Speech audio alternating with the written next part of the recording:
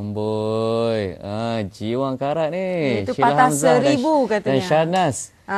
Menyentuh perasaan. Tapi kalau kita lihat dalam kata mana-mana perhubungan ya, mesti kita harapkan sampai ke jenjang pelamin, ya, sampai berkeluarga ke anak cucu. Amin. Ya, dan kita harapkan juga setiap hubungan itu akan melahirkan zuriat yang sihat. Betul. Ya, walau bagaimanapun tak dinafikan. Ada beberapa masalah melibatkan kesihatan, ya, fisiologi ataupun yang kesuburan boleh mengganggu kesihatan dan juga sistem peranakan. Dan hari ini dalam Doktor dan Anda, seperti yang telah pun kami maklumkan pada anda, kita akan bercerita lebih lanjut tentang cyst, khusus pada ovarian cyst, ya.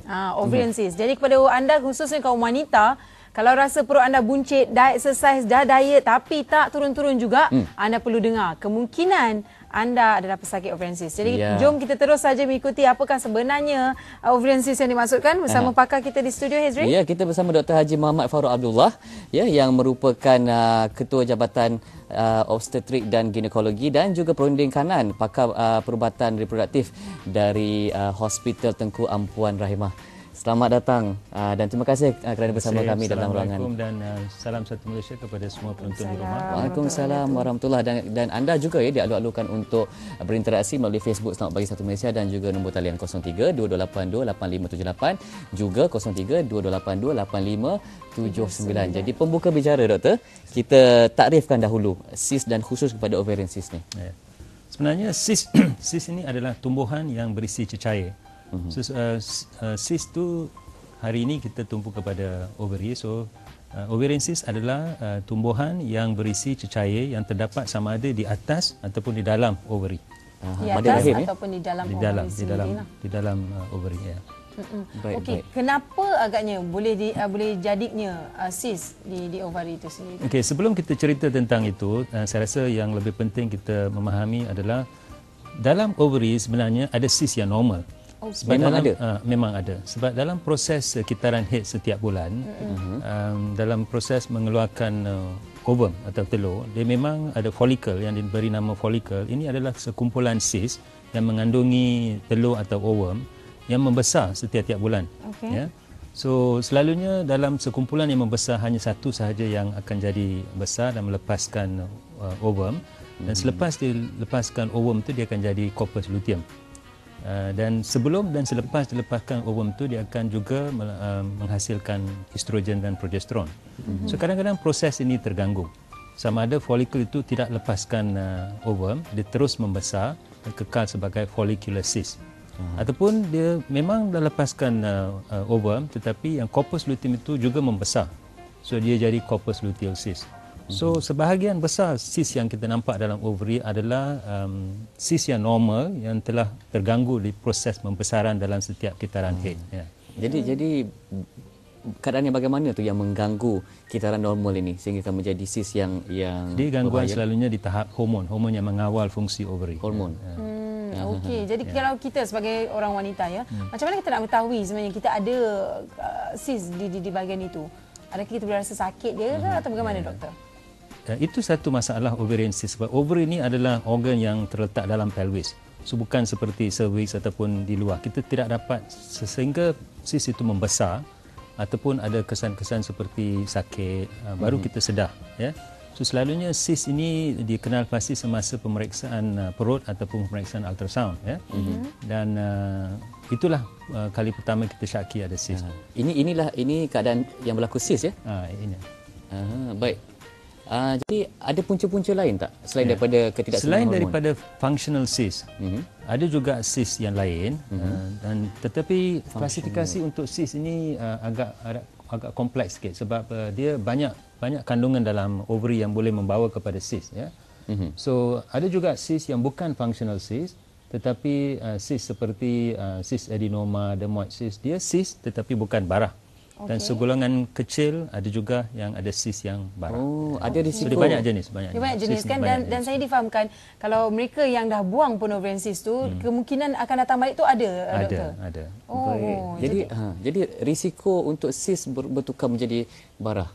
dia bukan bertukar, memang dari asal tu dia memang jenis yang barah. Ya. Oh, memang sel barah yang baik. Okey, jadi kita nak tahu khususnya bagi kaum wanita untuk hari ini kita bercerita mengenai ovarian cyst yang memang bahaya untuk kita juga sebenarnya kalau kita tak tahu, tak ambil tahu. Jadi bagaimana sebenarnya doktor untuk kita mengelakkan? Ada ke caranya ataupun boleh kita katakan sebagai seorang wanita ini bagaimana kita harus berjaga-jaga dengan ovarian cyst ini? Mungkin ada langkah-langkah yang perlu diambil? Langkah pencegahan tu tidak banyak, tetapi saya rasa lebih penting dari itu ialah untuk kita ada tahap kesedaran tentang gejala-gejala yang mungkin presentation, ya. Okay. Sebab saya kata tadi selalunya cyst ini kita syaki dari pergangguan kitaran haid, menstrual irregularities, ataupun kalau ada sakit tu sakit di bahagian bawah, ya. Dan mungkin ada sakit sebelum turun haid, dysmenorrhea, ataupun sakit selepas turun haid. Juga ada wanita yang mengalami sakit semasa bersama, ya, bersama ataupun perhubungan seksual. Dan kalau cyst itu memang dah besar, dia keluar dari pelvis ke perut, dan masa itu saja kita dapat kembung perut, ya. Dan masa itu mungkin cyst itu ada tekanan kepada pundi kencing, so ada gangguan pada kekerapan kencing dan sebagainya. So simptom ini banyak jenis. So kalau yang selain daripada cyst yang kita kenal pasti semasa pemeriksaan yang regular, inilah simptom-simptom yang kita perlu sedar supaya kita tampil untuk pemeriksaan. Baik, kita ada pemanggil dari Sarawak. Selamat pagi. Salam satu Malaysia, Cik Francis, ya. Saya mau tanya doktor tak? Ya, silakan. Doktor sedikit sakit macam bawah darah punya mesti dibawa ke klinik. Saya mau itu kenapa mereka tidak bagi bawa oleh mata darah manusia kadang-kadang tidak dapat tertidur. Kurang jelas. Doktor kurang jelas atau doktor nak tanyakan sesuatu? Dapat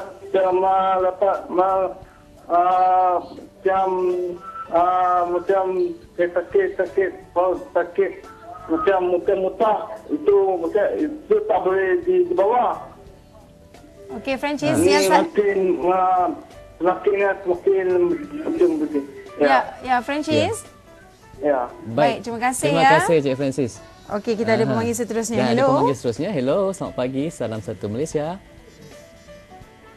Hello. Hello. Ya, saya bertanya. Siapa di sana tu? Okey, saya Suzana daripada Shah Alam. Ya, Su, silakan Su. Okey, saya nak tanya, betul ke ada satu sejenis korset di pasaran yang ada, if I'm not mistaken, ada FIR something, dia boleh mencegah daripada cyst. Okey. Itu saja, Su? Itu saja. Terima kasih, Korset. Suzana. Dia Bolehkah macam dia terjegah melalui pengamalan pakaian tertentu? Doktor? Tidak. Actually, tidak. Kalau korset ke, sebenarnya tidak ada kaedah pencegahan untuk cyst ini. Cuma kita kena sedar dan kita kena ada regular pelvic examination untuk mengenal pasti di peringkat yang awal. Baik. Macam So kanser korset dia ke, tetap pakaian ada? ke, tidak boleh mencegah dari. Dia macam dia ada tetapi kalau aktif atau tidak sahaja. Saja kita kena sentiasa melakukan pemeriksaan. Pakaian tidaklah. Okey, dan kita ada soalan daripada di Facebook, ya. Bella dah pun tanyakan tadi, doktor pun dah jawab apa itu ovarian cyst. Dan kemudian DZ Han katanya susah nak mengandung nanti. Adakah benar atau tidak? Apa kesannya pada sistem peranakan wanita? Okey, sebab cyst ini, ovarian cyst, bila ada cyst di ovary, bukan semua ovary yang terlibat. Okey. So kadang-kadang cyst ini perlu dibedah untuk dikeluarkan. Tetapi kalau ovary yang kita wanita kan ada 2 ovary, ya. So kalau cyst itu tidak sebahagian besar dari ovary dan kita dapat selamatkan ovary itu dan ovary sebelah tu masih okey, so tidak ada pergangguan kepada penghasilan telur. Telur itu memang penting untuk mengandung. Baik, bila cerita pasal bedah ni, doktor, ada juga yang takut, ya. Apabila kita sebut saja perkataan bedah tu, jadi bedah ni bedah yang major ataupun minor yang risikonya macam mana pula? Berita baik tentang ovarian cyst ini, kebanyakan ovarian cyst ini adalah normal, ya. Dan kebanyakan cyst ini juga bukan barah, ya. Dan kebanyakan juga tidak perlu sebarang pembedahan. Selalunya kalau kita dapat meneruskan pengawasan penilaian yang berulangan, cyst ini akan surut dengan sendiri. Ya. So cuma bahagian sekecil sahaja yang kekal, mungkin ada gejala-gejala seperti sakit dan terus membesar dan kita syaki mungkin ada unsur-unsur barah, baru kita perlu menjalani pembedahan. Okey, dan macam Gigi Hazirah kata macam mana nak elakkan, tadi doktor pun dah jawab, dan cara mengubatinya. Sebentar lagi mungkin doktor akan mengulas lebih lanjut macam mana kita nak ubat. Tapi sebelum tu kita ambil pemanggil Hazri. Hello, selamat pagi. Wow, suara Hazri ada 3 ni. Bergema ni. Okey, sebelum kita teruskan ya, kita jauhkan gagang telefon daripada TV ya. Baik, siapa di sana? Halo, saya Ali. Ya, Tuan Syed, silakan Tuan Syed. Daripada Johor Bahru. Ya, silakan Tuan Syed. Boleh saya cakap dengan doktor? Silakan. Selamat pagi doktor. Selamat pagi. 9 bulan yang lalu, saya mengidap sakit limfasis. Limfasis. Jadi saya operate. Saya menjalani operate tu.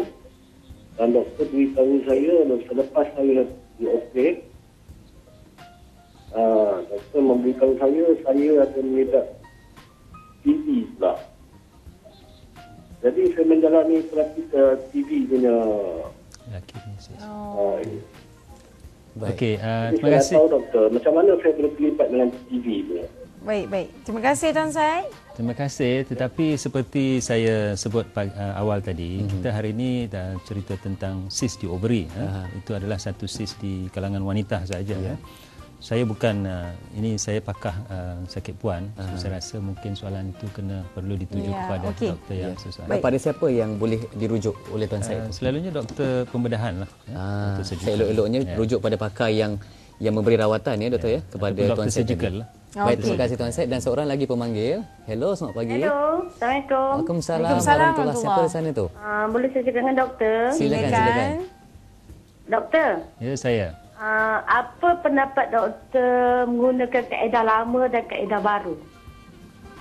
Untuk apa kaedah ya? lama untuk kaedah baru ya. Kaedah baru, kaedah lama apa tu? Kaedah lama adalah menggunakan daun sirih dan garam kasar. Tradisional lah. Ya. Ya, baik, itu saja Cik Wan. Terima kasih Cik Wan. Cik Wan Naim kita dari Putrajaya. Rawatan tradisional. Rawatan alternatif. Saya rasa kurang pengalaman saya untuk komen tentang rawatan tradisional ya. Saya Okey, tak apa doktor. Di Facebook ni ada macam-macam soalan. Nurul Syahidah katanya saya ada ovarian cyst, dah buat ovarian drilling tapi sampai sekarang belum lagi mengandung. Okey, dan Asia Said Osman katanya saya pernah kena cyst masa umur 20-an. Macam mana saya nak tahu ianya akan datang balik? Adakah saya perlu berjumpa doktor? Saya tak ada rasa sakit semasa datang haid. Katanya kekerapan pemeriksaan doktor. Okey, soalan pertama tadi ya. Saya rasa yang disebut tadi pasal ovarian drilling itu satu kaedah rawatan yang kita guna untuk mereka yang mengalami penyakit yang kita sebut polycystic ovarian disease ya. Dan kadang-kadang polycystic ovarian disease ni bukan saja ada gangguan dari segi haid tetapi juga gangguan ovulasi. So, selalunya wanita ini juga akan mengalami ketidaksuburan ya. Dan first line kita selalu bagi ubat untuk menambah ataupun menolong menghasilkan telur. Tapi kalau ini tak berjaya, kita juga ada mengamalkan ovarian drilling.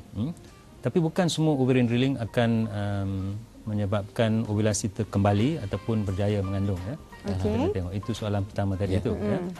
Soalan kekerapan untuk pemeriksaan. Sekarang kadang ada juga sis ini yang boleh berulang ya. So sepatutnya sekiranya dalam riwayat atau history itu ada ovarian cyst tu, elok-eloknya dalam setahun sekali itu balik kepada doktor supaya kita menjalani pemeriksaan sama ada dari pemeriksaan perut ataupun ultrasound ya. Perlukah setiap wanita melalui pemeriksaan untuk cyst ini? Disyorkan ya, sebab cyst ini, ovary ini seperti saya cerita tadi, ovary ini adalah organ yang kecil, terletak jauh dalam pelvis. So kalau tak ada simptom, bila dia dah besar, cukup besar sampai dia boleh rasa melalui perut, baru kita sedar. So kalau kita perlu pasti di peringkat awal, dia perlu menjalani pemeriksaan ultrasound. Kekerapannya doktor untuk kita dalam setahun sekali. Setahun sekali ya. Baik, okey, dan kita ada pemanggil talian dari Singapura. Selamat pagi. Okey, selamat pagi. Ya, siapa di sana tu? Selamat pagi. Ya, selamat pagi. Saya Zawia daripada Singapura. Ya, Puan Zul, silakan. Ini saya nak tanya pasal usia lah. Normally usia yang mana yang selalu kita boleh dapat ni. Baik, itu saja dapat Puan. apa ni cyst ni. Okey. Dan boleh tak tolong jelaskan pada saya? Ya. Selalunya saya dengar kalau orang cakap pasal cyst ni, dia selalu kata cyst and fibroid. Baik, itu saja Puan. Ya. Baik, terima kasih. Macam mana doktor? Okey, pada lazimnya ovarian cyst ini berlaku kepada dalam usia reproduktif di antara 15 hingga 45. Maknanya mulanya kitaran haid sehingga akhir putus menopause, putus menopause. So 15 hingga 45. Masa inilah kita selalu ada. Bolehkah wanita yang lepas putus haid Boleh. mengalami? Selalunya lepas putus haid ovary itu tidak aktif. So yang tadi kita sebut yang cyst ini adalah gangguan dari proses yang normal. So cyst yang jadi selepas putus haid kebanyakan ataupun majoriti adalah yang barah, So selalunya kita punya approach tu lain. Ya. So the main age group adalah 15 hingga 45 dalam usia reproduktif. Selepas putus haid pun masih boleh ada ovarian cyst, tapi itu selalunya adalah cyst barah. Ya. Dan yang soalan yang kedua, yang seterusnya tadi. Kita ada pemanggil sebelum kita tu ada Hizri. panggil talian sekarang. Hello, selamat pagi. Hello, selamat pagi. Assalamualaikum. Waalaikumsalam warahmatullahi. Ya. Saya nak tanya doktor. Ya, silakan. Ita, silakan. Baru ni saya berapa tahun? 8 tahun lepas. Saya dah makan perancang selama 6 tahun. Lepas tu doktor showkan saya suruh berhenti lah. Lepas tu dia suruh saya cucuk yang 3 bulan sekali. Tapi masalahnya period saya tak datang selama saya buat injection tu lah. Lepas tu saya cucuk selama setahun, doktor suruh berhenti untuk stabilkan period. Tapi period saya tak turun sampai sekarang. Okey. Saya dah pergi jumpa pakar lah. Lepas tu doktor dah bagi saya makan ubat untuk turunkan period pun tak turun juga. Adakah ini juga berkaitan dengan ovarian cyst, doktor? Okey, Baik, saya terima rasa kasih tidak. Ita. Okey, terima kasih. Okey, kaedah yang pil perancang tadi dan suntikan adalah salah kaedah yang kita ada untuk mencegah kehamilan. So kalau berkaitan dengan cerita ovarian cyst ini, sepatutnya pil perancang ini adalah satu kaedah yang bagus untuk mengurangkan risiko mendapatkan ovarian cyst. Sebab bila kita mengamalkan sebarang kaedah perancang keluarga, bermaknanya proses yang ovulasi yang saya sebut tadi itu terberhenti. So tidak ada ovulation. So bila tidak ada ovulation, follicle pun tak membesar lah. So kadang-kadang kita syorkan kaedah perancang keluarga menggunakan pil perancang untuk mereka yang selalu dapat functional cyst supaya risiko dia kurang. Mungkin di lain ruangan kita boleh berbincang lebih terperinci tentang perancang keluarga ya. Dan kita ada seorang lagi pemanggil. Hello, selamat pagi. Hello. Ya, siapa di sana tu? Saya Zura daripada Shah Alam. Ya, Zura, Ya, silakan. Zura, silakan. Doktor, saya pregnant 10 minggu. Lepas tu saya ada cyst 5 cm. Macam mana tu, doktor? Baik, itu saja Zura. Terima kasih. Okey. Assalamualaikum. Waalaikumsalam. Ya. Kemungkinan besar cyst yang kita dapat dalam masa 10 minggu mengandung seperti ini adalah corpus luteal cyst ya. Sebab cyst ini selepas dikeluarkan telur yang menjadikan mengandung tadi itu, dia juga akan menyumbang kepada hormon progesteron dan estrogen. So kita selalunya kalau kita akan mengawas dengan menilai dengan ultrasound ya. Kalau masih membesar, kalau perlu pembedahan kita akan buat, tetapi selalunya selepas 12 minggu supaya tidak terganggu punca estrogen yang menyumbang kepada support. Bolehkah ia mengganggu janin? Tidak. Ya, macam Suzana Adenan katanya, waktu dia kena ovarian cyst tu, kandungan dia pun tak sampai sebulan, tapi 6 kali 8 cm besarnya, tapi alhamdulillah baby tu selamat. Dia macam tu. Ya, dan sepersoalan tadi ya yang dibangkitkan oleh pemanggil kita, kaitan cyst dengan fibrosis. Adakah Cyst dan fibroid lain? Cyst selalunya di ovary ya. Fibroid itu adalah tumbuhan di rahim. Dua penyakit yang berbeza ya. Betul. Okey, Nur Diana Kamal Azlan, saya rasa ini soalan yang terakhir. Adakah ovarian cyst ni boleh dikesan dengan ultrasound atau perlu ujian yang lebih? Kalau ada simptom tapi ujian dari ultrasound katanya tiada dikesan apa-apa, adakah itu biasa? Selalunya kalau ada cyst, ultrasound dapat mengesan ya, sebab kita membuat ultrasound bukan melalui perut sahaja tetapi juga melalui faraj ya. Transvaginal scan. So kalau ada cyst, dapat melalui transvaginal scan kita dapat gambar yang begitu jelas ya. So kalau ada cyst, kita nampaklah dalam ultrasound tu sepatutnya nampak. Kalau ada sakit tetapi selepas ultrasound kita tidak dapat mengesan sebarang sis, mungkin punca sakit itu dari punca yang lain. Baik, secara keseluruhan lah doktor ya. Secara ringkas ya. Perlukah wanita takut dan khuatir dengan adanya sis ni? Okey, saya rasa tak perlu takut atau khuatir, tetapi kita perlu sedar bahawa ovarian cyst ni adalah satu yang common ya. Dan pada peringkat awal selalunya tidak ada sebarang gejala ya.